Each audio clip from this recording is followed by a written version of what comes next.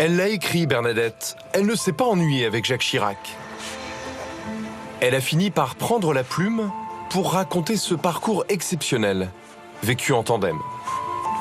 Je crois que ça a été une sorte d'addition d'ambition. Il fallait être en bonne santé pour suivre le bulldozer. J'ai un peu faim.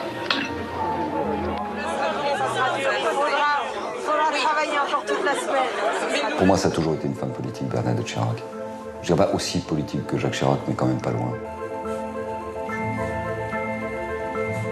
Ça a été quand même une belle histoire d'amour qui a duré longtemps, avec des petits accros par-ci, par-là, d'un côté plus que de l'autre, à mon avis. Elle est tenace. Et elle l'a été. Elle l'a été pour son propre destin.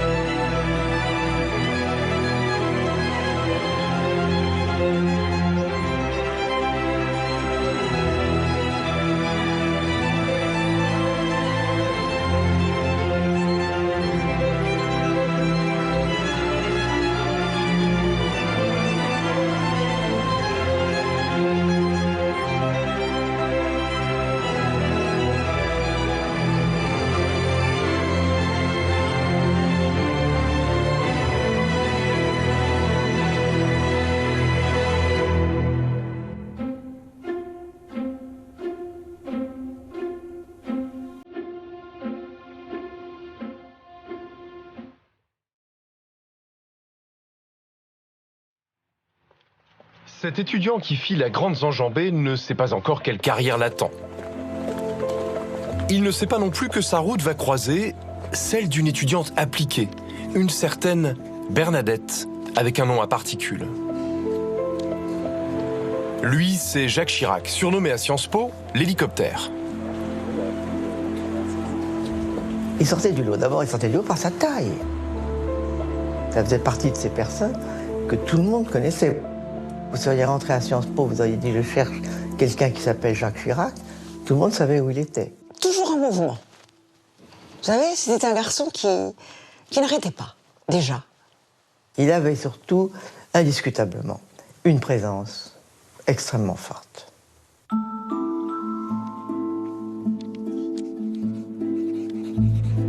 A priori, tous les opposent.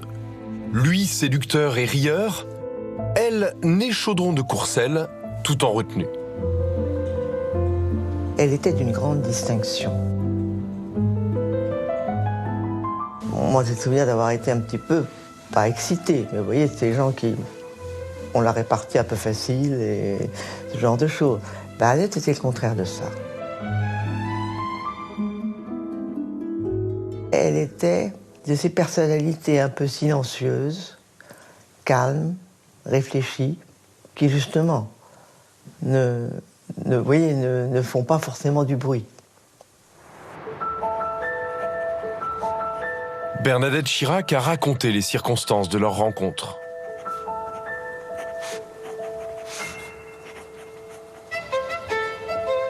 Le hasard a voulu que nous soyons dans la même conférence.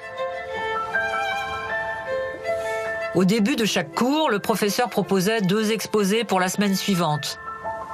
Et je me suis portée volontaire. Jacques s'est trompé sur ma personne. Il a cru que j'avais un culot formidable, alors que je luttais contre une grande timidité. Il s'est dit, cette fille-là, elle a du coffre. Il m'a très vite abordée. Mademoiselle, voudriez-vous faire partie du groupe de travail qui se réunit chez moi 1 fois par semaine? Tout est parti de là. Jacques était très séduit par la classe de Bernadette. Et Bernadette était séduit par Jacques. C'était pas très difficile, il était extrêmement beau garçon. Je crois que Jacques a été profondément aimé par sa mère, ce qui lui a donné une espèce de rayonnement, de contentement de soi, d'amour, de la vie, que Jacques avait. Il racontait souvent qu'ils avaient un livre, un très très gros livre, énorme livre à lire et à faire des fiches de résumé. Et en fait, c'est maman qui a fait la sienne et celle de Jacques, qui n'avait aucune envie de se taper cet énorme livre. Et le comble, c'est qu'il a eu une meilleure note qu'elle, alors que c'est elle qui avait fait les 2 fiches. Jacques n'est pas forcément quelqu'un qui avait envie de prendre un livre et de lire de la première ligne à la dernière. Et ça, Bernadette en était, elle, capable. Ce qui nous a toujours amusé, c'est l'idée qu'elle ait pu, déjà à l'époque, se taper le travail et lui en récolter les fruits. Bernadette était amoureuse. Et ça se voyait. Elle voulait Jacques, vous comprenez? C'était lui qui comptait. Mais Jacques vit sa vie. L'été 1952, il tourne le dos à Bernadette et il embarque sur un bateau pour les États-Unis. Il est allé plusieurs fois, une première fois pour suivre des cours à Harvard, des cours d'été. Il ne faut pas exagérer, c'était pas Harvard, le vrai Harvard, c'était des cours d'été pour étrangers. Une fois sur place, le jeune Chirac se laisse vite griser par les Américaines.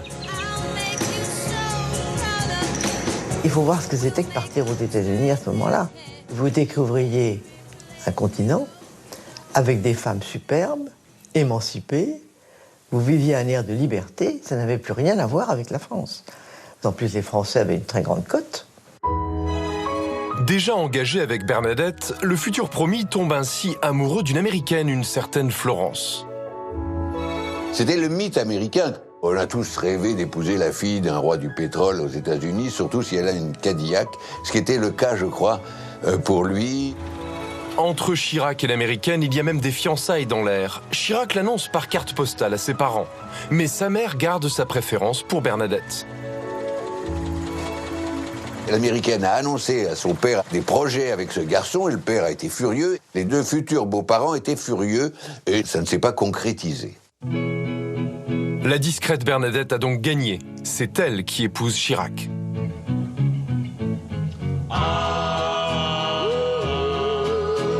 Les noces ont lieu dans une chapelle du 7e arrondissement de Paris.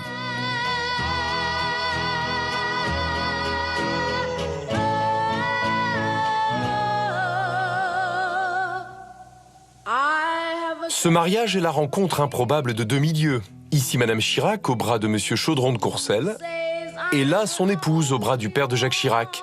Des noces acceptées à contre-cœur par la famille de Bernadette. Je crois pas du tout que sa famille ait été ravie, il était inconnu, il n'était pas spécialement brillant.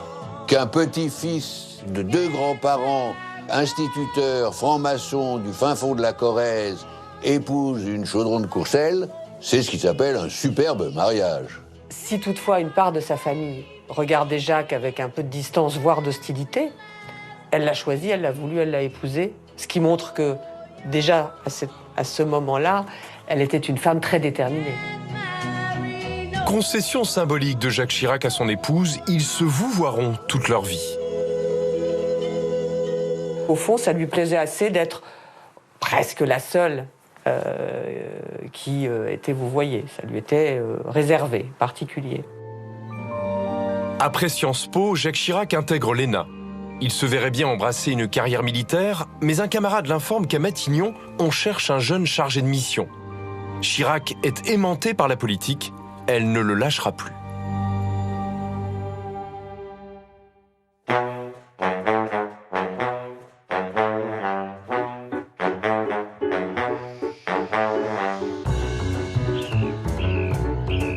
L'aventure politique du couple Chirac a commencé ici en Corrèze à la fin des années 60. En voici la route que Jacques Chirac a souvent empruntée.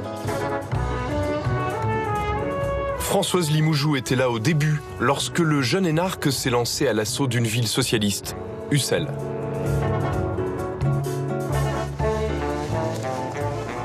Et voilà le premier appartement de Jacques et Bernadette, ici, au premier étage.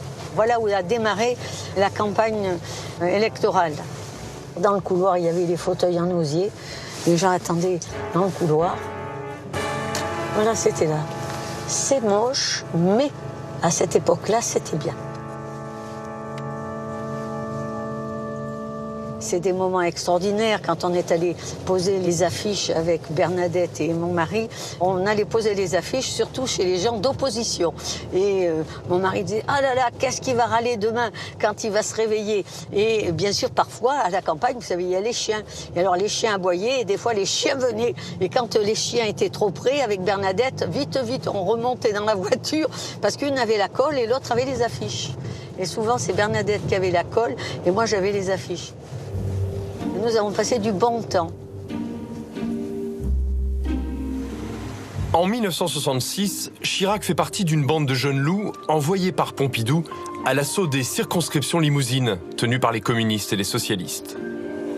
Lui s'est déjà fait remarquer. Le Premier ministre Pompidou le surnommera rapidement le bulldozer pour sa capacité à s'emparer d'un dossier. Jacques Chirac se présente à Ussel, devient député en 67. Pour le couple, ce fut la première campagne électorale.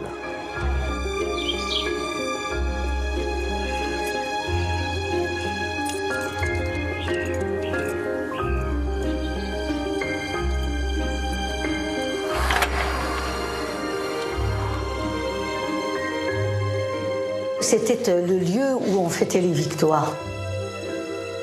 C'était extraordinaire, nous avons passé de très très bons moments. Les gens le savaient, on venait aux Gravades et on était sûr d'être bien reçus. Et puis Jacques arrivait avec Bernadette et on le félicitait. Regardez, Bernadette en train de servir le champagne. Voilà. Peut-être elle n'avait pas envisagé au moment de son mariage que Jacques allait faire de la politique. Mais une fois que Jacques a dit qu'il faisait de la politique, ils n'ont fait qu'un. Pour moi, c'est un couple inséparable et Bernadette était la compagne idéale pour Jacques, absolument. À peine élu dans ce qui deviendra son fief, Chirac est vite happé à Paris.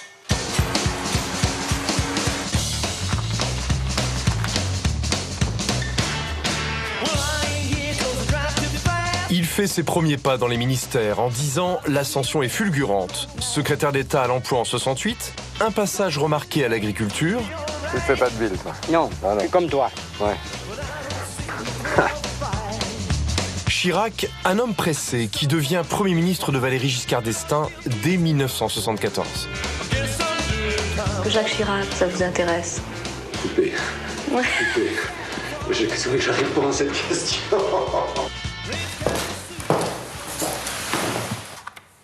À ses côtés, Bernadette a beau être une femme dévouée, elle tente aussi de s'affirmer.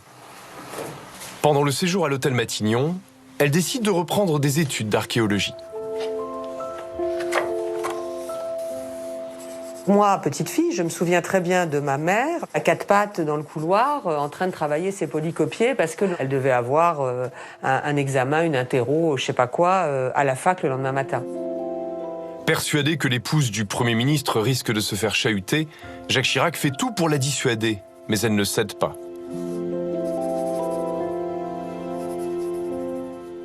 Qu'une femme s'émancipe à ce point, c'est pas si fréquent, c'est culotté, c'est... On voit bien que le caractère est déjà très très affirmé, quoi. Comment ça va autrement? Ça va, tout doux, comme doux. trop vieux maintenant. Ah, dites pas ça. Mais on n'ouvre pas la bouteille, hein. Ah non, non, non, pas aujourd'hui. Non, non, pas aujourd'hui. Mais non, mais il y en a assez, je vous dis, il y en a assez. Mais je vous dis qu'il y en a assez. Non, mais on les ouvrira pas tous. En politique, il n'y en a jamais assez. Quand il n'est pas en Corrèze, Chirac est en campagne à Paris. Et Bernadette n'échappe pas à l'ascension de son mari. Elle l'épaule, même toujours un peu plus dans ses conquêtes électorales. Compte obtenu. Monsieur Jacques Chirac, 57 voix élues. La cavalcade chiracienne débouche sur la prise de l'hôtel de ville de Paris.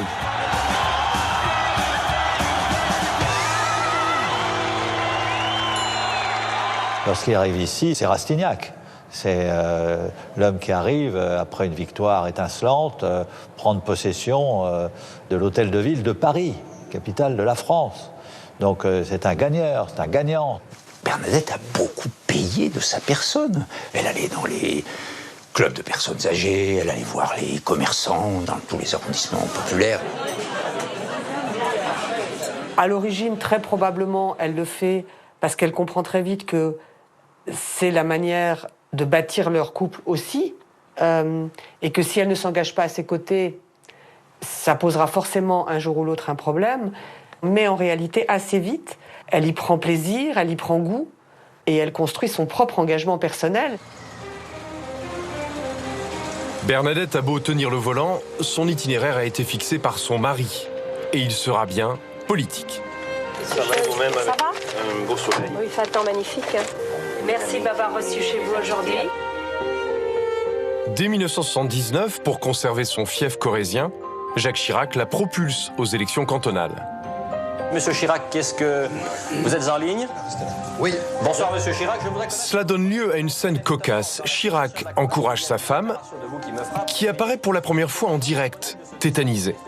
J'ai le plaisir de voir élu ce soir, brillamment, avec 55% des voix, ma femme dans le canton de Corrèze. Oui, qui est à vos côtés, Madame Chirac. Félicitations pour la nouvelle conseillère générale, si ce titre peut se mettre au féminin, Madame. Monsieur Chirac, je voulais vous demander votre commentaire sur le plan des positions du RPR au niveau national. Elle a cette espèce d'idée qu'elle n'est pas capable, qu'elle ne sera pas à la hauteur, que bon, ça c'est très féminin parfois. Hein. Et donc c'est vrai qu'il l'encourage et il la réconforte et il lui dit non, il essaie de lui donner confiance en elle.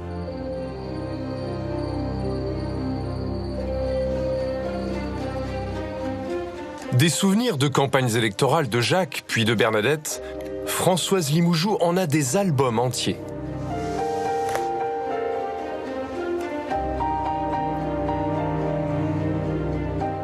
Il a regardé si elle est belle. Ça, c'est Bernadette, quand on distribuait les fameux colis aux personnes âgées dans les maisons de retraite. Très gentiment, eh bien, nous prenions plusieurs fois le thé, nous mangions plusieurs fois les gâteaux, mais les gens étaient contents.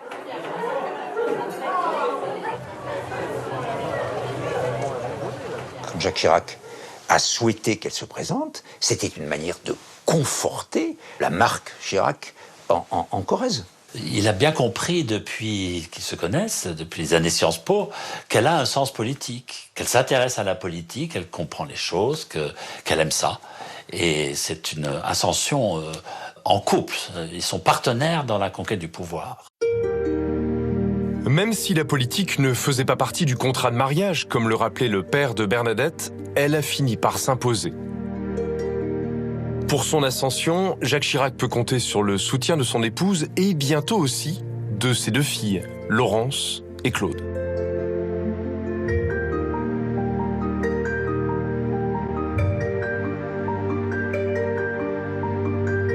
Elles sont à peine adolescentes quand leur père occupe déjà l'hôtel Matignon. Un père véritable courant d'air. Vous trouvez un peu quelque part que la fonction est très dévorante? La fonction est très dévorante et l'emploi du temps est excessivement chargé, du matin jusqu'au soir et le soir tard. Il n'y a pas beaucoup de temps à accorder à sa famille, mais tout de même, il y a des petites choses, une petite fleur de temps en temps, ou des petites choses gentilles, oui. Est-il sévère ou indulgent? Plutôt sévère, surtout sur la question de l'école. C'est vrai qu'on a très peu vu notre père. Mais en même temps, les moments relativement rares où il a été là sont des moments très structurants. Mais c'est vrai que c'est elle qui a élevé ses deux filles, ça c'est incontestable.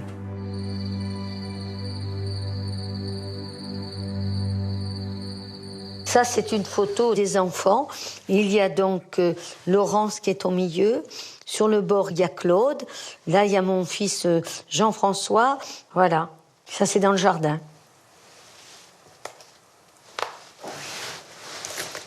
Et les voilà, regardez-les, ils sont mignons, là, tous les trois. Bernadette nous disait, bon, Françoise, je m'en vais avec Jacques à tel endroit, est-ce que vous pouvez garder les filles? Et Bernadette me disait surtout, Françoise, faites bien attention, ne leur faites pas manger trop de mousse au chocolat. Parce qu'après, bien sûr, ils étaient malades quand ils reprenaient les virages pour rentrer sur Paris et qu'il fallait traverser les virages de la Creuse. Elle avait le sens de la famille et elle voulait que les enfants ne souffrent pas, bien sûr, de la vie un peu difficile qu'ils avaient, parce que Jacques était toujours à droite et à gauche, il faisait son devoir. Donc Bernadette avait le rôle aussi de papa.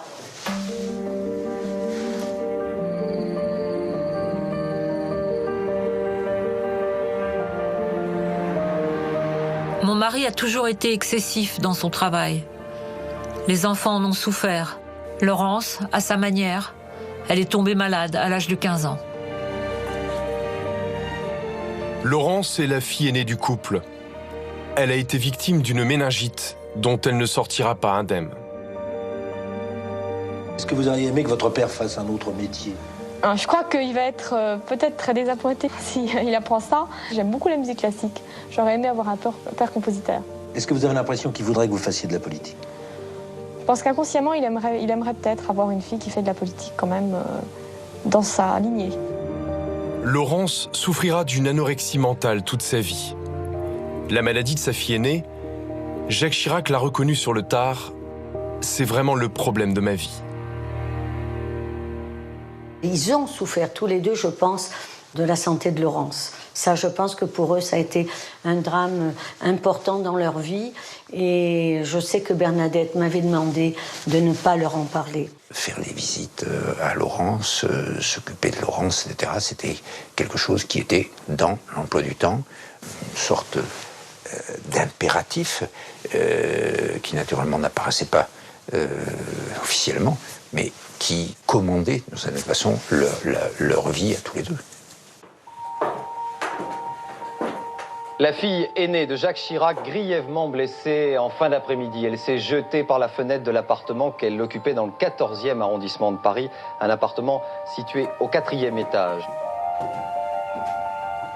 La situation n'a cessé de s'aggraver tout au long de ses études. Elle est devenue de plus en plus dépressive et suicidaire. J'ai vécu des années d'angoisse. Pour une mère, c'est effroyable. Très affaiblie, Laurence est décédée en 2016. C'était quand même le drame. D'ailleurs, ça a été leur drame. Hein. Je pense que ça les a à la fois cimentés, unis et déchirés. Ou bien la famille explose, ou bien elle est absolument unie de façon peut-être excessive. Peut-être certains trouveront excessif. On est probablement, nous, excessivement unis.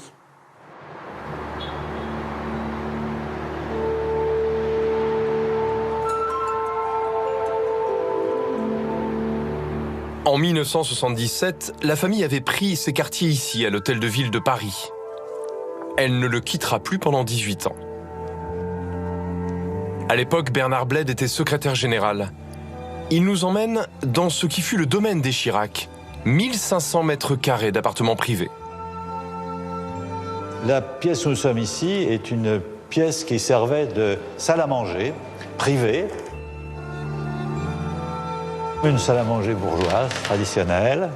Il y avait des repas qui étaient des repas plus intimes, en tout cas moins cérémonieux que ce que nous faisons dans les grands salons. Là, nous sommes dans ce petit jardin qui n'est pas tellement connu par les Parisiens. Ce petit endroit était un endroit très privé où, de temps en temps, M. Chirac aimait faire quelques pas de gymnastique. Voilà.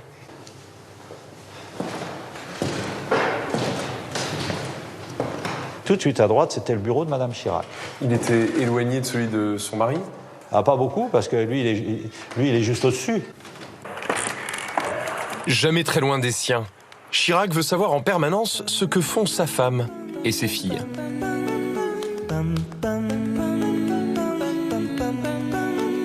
C'est Mme Chirac à l'appareil. Monsieur, est-ce que vous m'en m'avez rentré? Monsieur Chirac devait appeler plus d'une dizaine de fois dans la journée son épouse au téléphone pour lui dire telle ou telle chose. Est-ce que vous avez fait ceci? Est-ce que vous êtes prête pour cela? Est-ce que vous avez vu tel ou tel? Et c'était comme ça tous les jours. Vous avez dîné? Bon. C'est un téléphoneur. Il n'est pas parti depuis 1 heure, ou suivant la durée du voyage. Il appelle et il faut absolument qu'il me trouve.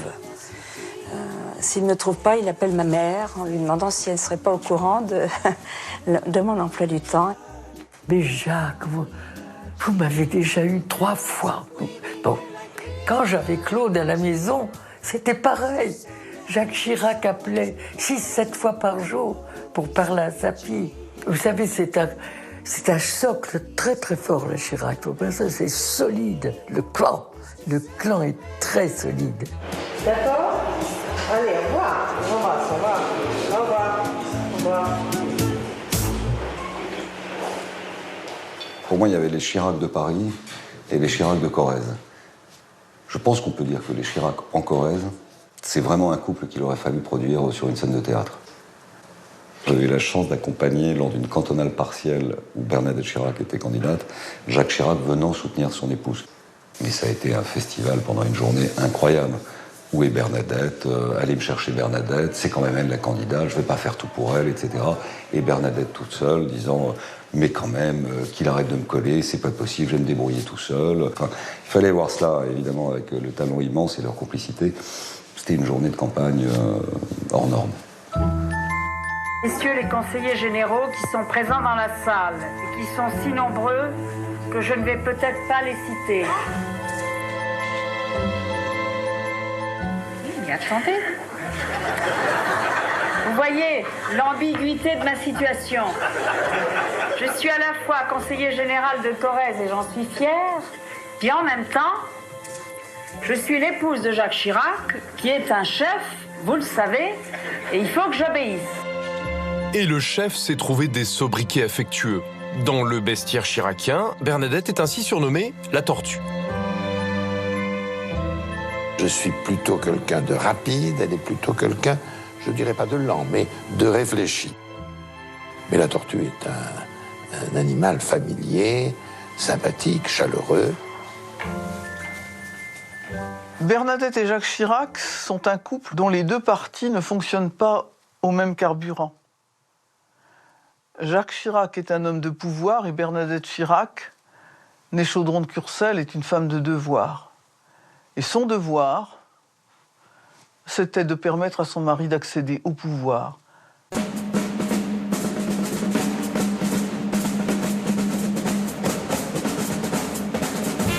Le nouveau président de la République élu ce soir, M. Jacques Chirac, qui a l'air, semble-t-il, de rentrer à l'hôtel de ville en compagnie de son épouse, Mme Bernadette Chirac. Cette fois, c'est la bonne. Après 2 tentatives infructueuses, Chirac obtient les clés de l'Élysée.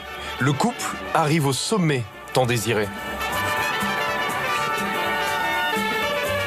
Madame Chirac sort de voiture.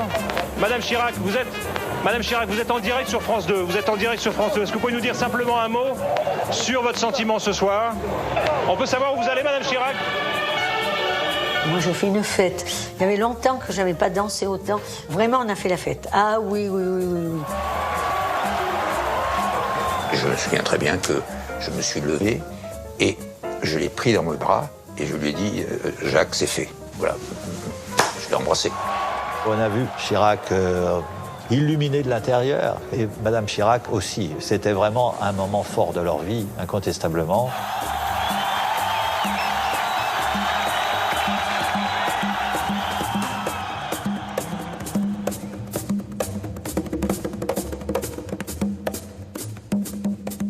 Bernadette Chirac a beaucoup aimé ce rôle de première dame. Elle était très présente. D'abord, ne l'oublions pas, le couple vivait à l'Élysée, ce qui n'était pas arrivé depuis longtemps. Elle a toujours dit que ça devait être la première maison de France. Donc quand on venait à l'Élysée, quand on était invité, elle veillait à ce que tout le monde soit bien traité. J'ai passé l'inspection. Rien à dire? Ben, ça m'a semblé très bien. Elle n'hésitait pas à passer, voir comment les choses se déroulaient, vérifier l'organisation. Jamais mon service n'a préparé un plan de table sans qu'il soit soumis à la fois à la cellule diplomatique, mais aussi à Bernadette Chirac et au président de la République. Organisation des dîners d'État, regard sur les jardins. Le rosier en hiver, il y a du feuillage tout de même. Non, ce sont des tiges nues. Ah, pas tellement. Et souci de l'étiquette. Le personnel de l'Élysée la craignait, mais reconnaissait son extraordinaire capacité à mener tout cela. Madame Chirac fait partie de cette génération de femmes où la tenue d'une maison, d'une grande maison bourgeoise ou d'une grande maison aristocratique, était le rôle des femmes. Fréquenter les grands de ce monde, être habillé par les grands couturiers français n'était pas pour déplaire à la première dame. Françoise Dumas a organisé beaucoup d'événements avec elle. Cette photo a été prise au Palais de l'Élysée. Madame Chirac avait organisé une réunion avec toutes les femmes de chefs d'État qui présidaient des associations. Évidemment, le président Chirac n'a pas résisté et il s'est invité au déjeuner. Vous voyez, il est tout sourire et il s'amuse beaucoup d'être le seul homme au milieu de toutes ces femmes. On peut dire que Bernadette Chirac avait un côté mondaine assumé. Mondaine, l'adjectif ne lui convient pas. Oui, elle aimait assister à un concert, elle aimait être invitée au dîner important dans Paris. Elle a été très aimée du milieu parisien. Et il y a d'ailleurs une anecdote. Un jour, j'ai entendu Jean d'Ormesson dire « Je suis chiracien tendance Bernadette ». Ça voulait dire qu'elle avait tressé un réseau dans Paris absolument extraordinaire, aussi bien dans les milieux culturels, plus mondains et politiques aussi. Elle a adoré sortir. Et lui, j'ai l'impression qu'il préférait rester à l'Élysée. Il était assez casanier, voilà.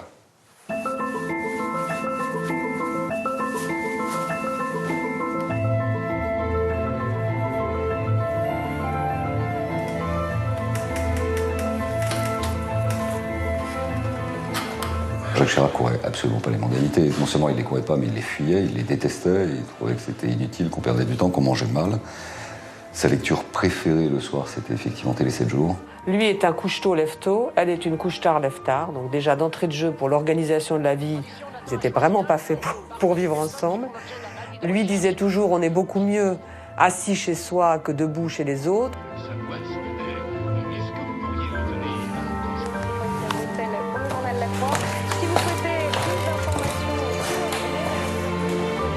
Mais plus qu'un duo, c'est un trio qui s'est installé à l'Élysée. Dès l'élection, toute la communication présidentielle passe par Claude et sa mère se sent sur la touche.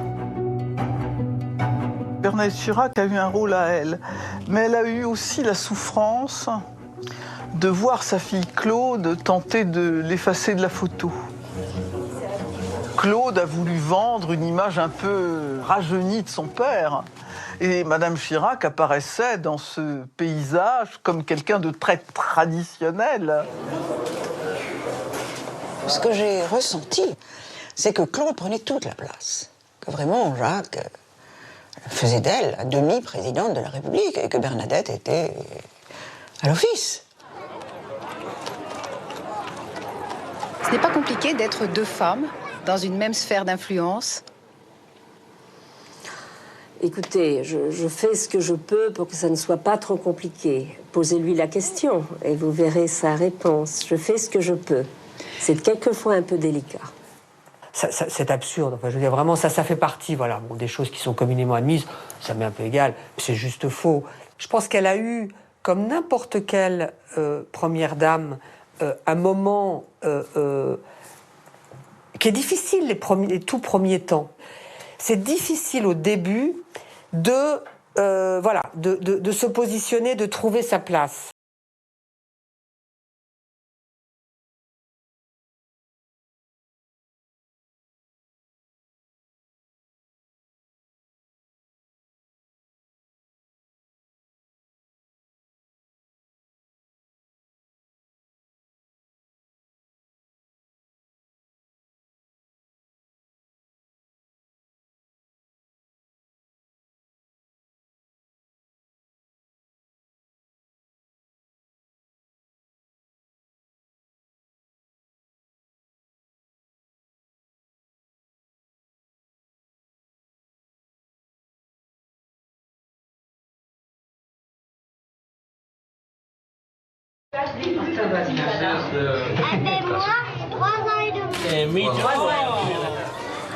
Bernadette Chirac avait raconté à la First Lady qu'elle était élue locale. Hilary, qui à l'époque avait déjà des ambitions pour la Maison Blanche, lui avait dit qu'elle aurait plaisir à venir voir son activité, son travail. Et Hillary Clinton avait passé une journée en Corrèze. Ça avait dû lui paraître très exotique. Ça, c'est du ciel. Je me souviens que la longue limousine de la First Lady avait du mal à passer dans les petites rues étroites et tortueuses de Tulle. C'était très amusant. C'était une première.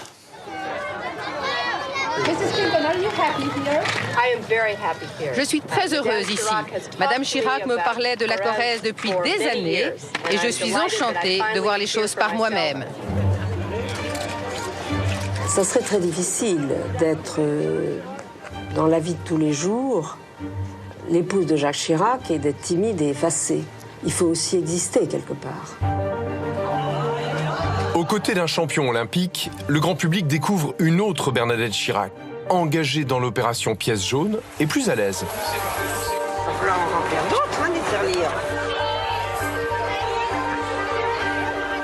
C'est l'aventure des pièces jaunes qui a vraiment, aux yeux des Français, aussi un peu installé la personnalité de Bernadette Chirac. Elle est partie à travers toute la France, les trains pièces jaunes, les arrêts dans les gares. Tous ces engagements, toutes ces actions l'ont, d'une part, parfaitement identifiée, l'ont installée dans le cœur, je crois dans le respect des Français, et lui ont fait jouer auprès de son mari un rôle très très important.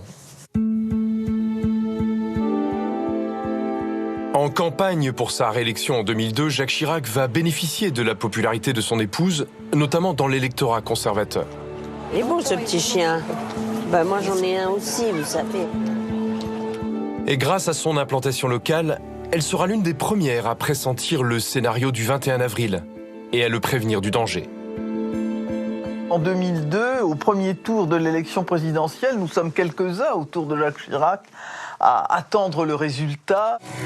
Il est 20h, voici notre estimation. En tête, Jacques Chirac, 20% des voix. Énorme surprise, Jean-Marie Le Pen semble devoir être le second avec 17% des voix. Quand Dominique de Villepin arrive en nous disant c'est Jean-Marie Le Pen qui est au premier tour, Jacques Chirac se tourne vers Bernadette et lui dit « Pourtant Bernadette, vous me l'aviez bien dit ».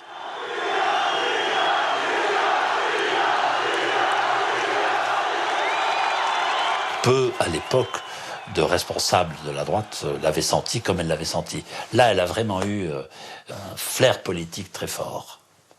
Et Jacques Chirac lui a rendu hommage. Elle n'a jamais été dans l'ombre de son mari. Elle a toujours su ce qu'elle voulait faire et ce qu'elle pouvait faire à côté de son mari. Mais je pense qu'il y a eu un éclairage médiatique qui a complètement basculé à un moment. La mue de Bernadette et sa popularité tardive sont aussi liées à l'écriture du livre Conversation en 2001, alors qu'elle se trouve à l'Élysée.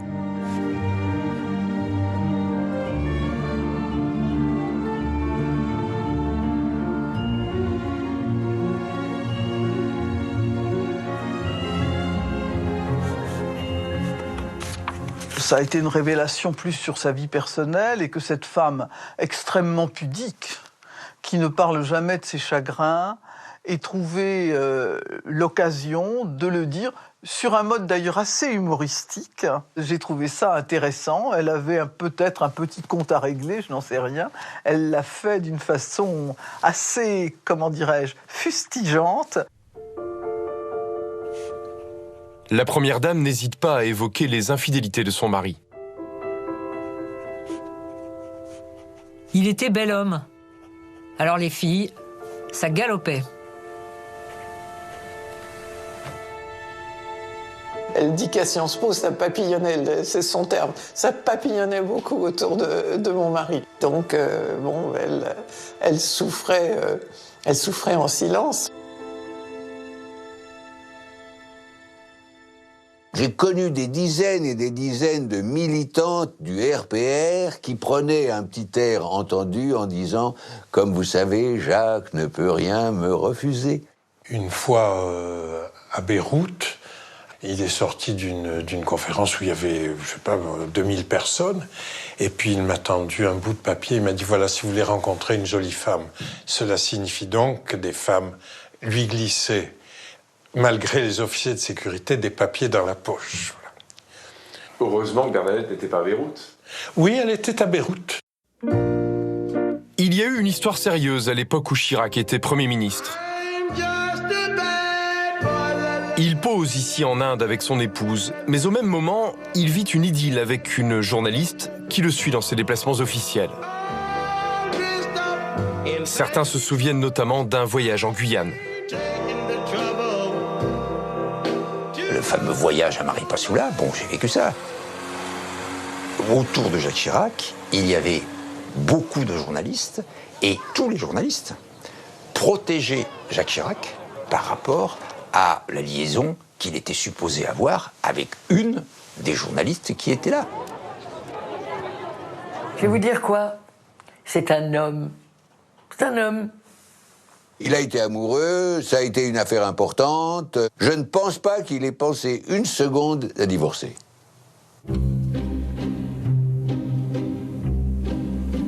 Oui, bien sûr, j'ai été jalouse. Il y avait de quoi. La chance de mon mari, c'est que j'ai été une fille très raisonnable, je crois. Bernadette a été moins conciliante avec Marie-France Garot. La conseillère de l'ombre, suspectée d'être trop proche et d'avoir une mauvaise influence politique sur son mari, en a fait les frais. Une femme de pouvoir. Cette fois-ci, elle ne s'est pas laissée faire, puisque, au fond, elle a mis en balance sa présence et celle de Marie-France Garot. Et elle l'a même écrit dans un journal féminin. C'est là la fameuse phrase « On ne se méfie pas assez des bonnes femmes ». Ça a été l'éclosion d'une nouvelle femme, ça, qui a montré que peut-être il y avait un certain nombre de limites dans les choses.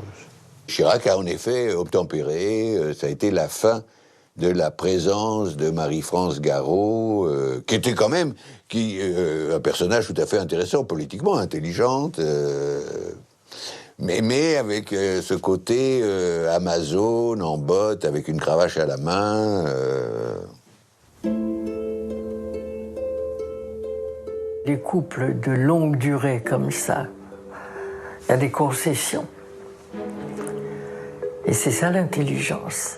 Ça n'a jamais changé l'amour qu'elle a pour lui, jamais, et l'amour qu'il a pour elle.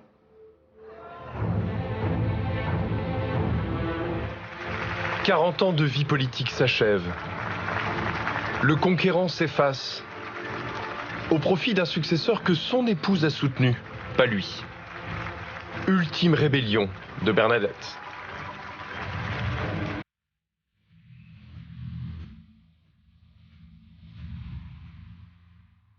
Je pense qu'elle a vraiment conscience d'avoir eu une vie exceptionnelle grâce à lui.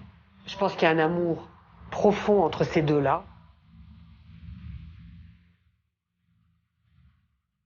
C'est l'homme qui a gagné. Mais le chemin s'est fait à deux.